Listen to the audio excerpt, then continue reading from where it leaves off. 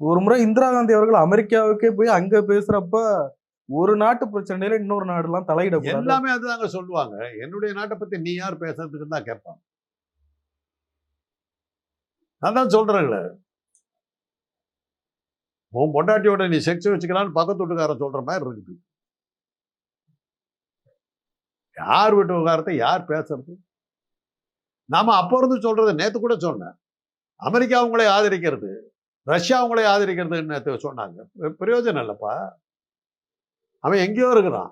நம்ம ஆதரிக்க வேண்டியது சைனா ஆதரிக்கணும், நேபாள் ஆதரிக்கணும், பங்களாதேஷ் ஆதரிக்கணும். எல்லாம் அவங்க தான் எல்லை நாடுகள். அடுத்த ரோடு. இந்த ரோட கிராஸ் பண்ணா பங்களாதேஷ், இந்த ரோட கிராஸ் பண்ணா பாகிஸ்தான், அந்த ரோட கிராஸ் பண்ணா நேபாள், இந்த ரோட கிராஸ் பண்ணினா இலங்கை. கார்ல போற கிராஸ் பண்ணா அடுத்த நாடு அது. அவங்க கிட்ட நீ இதா இருக்கணும். இன்னைக்கு இவ்வளவு பெரிய இது நடக்குது. இந்தியா மீது தீவிரவாத தாக்குதல் இந்தியாவுக்கு எகென்ஸ்டா பாகிஸ்தான் நடத்துன்னு இந்தியா சொல்லிட்டு இருக்குது. இன்டர்நேஷனல் மானிட்டரி ஃபண்ட் வந்து அன்னைக்கு நேற்று காலையில் வந்து 10,000 கோடி உங்களுக்கு கொடுக்குறாங்க, பாகிஸ்தானுக்கு கொடுக்குறாங்கன்னா நீங்க எங்க இருக்கிறீங்க?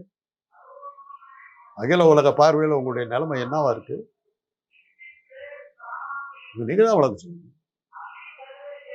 எங்க மாதிரி ஆட்களை எல்லாம் தேச துரோகின்னு சொல்றீங்க. நாங்க இதெல்லாம் சொல்றதுனால தான் நாங்க மாட்டிட்டு முடிக்கிறோம்.